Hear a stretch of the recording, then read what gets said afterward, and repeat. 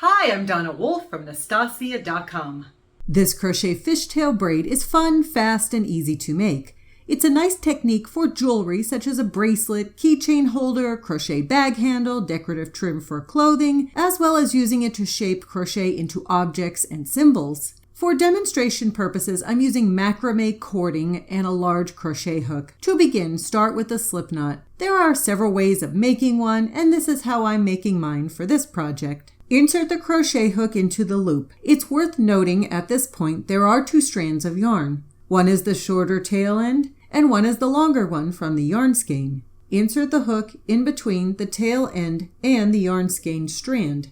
Then make a yarn over and pull through the tail end loop as well as the loop already on the crochet hook from the slip knot. That's just how to start the fishtail braid. From now on, all other braids will be made the same way.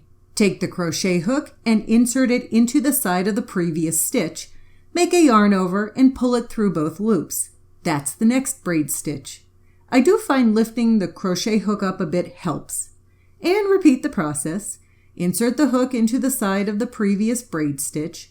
Make a yarn over, then pull through both loops on the hook. And this is pretty much all that is required for this technique. It's basically a slip stitch into the side of the previous braid. It's definitely different from a normal chain stitch, and it makes for a more secure cord.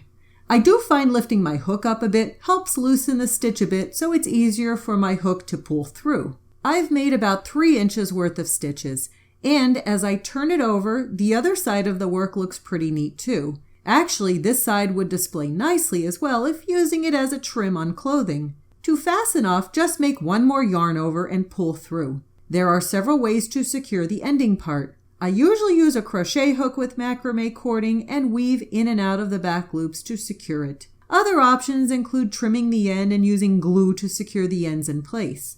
And that's it. That's how I crochet a fishtail braid.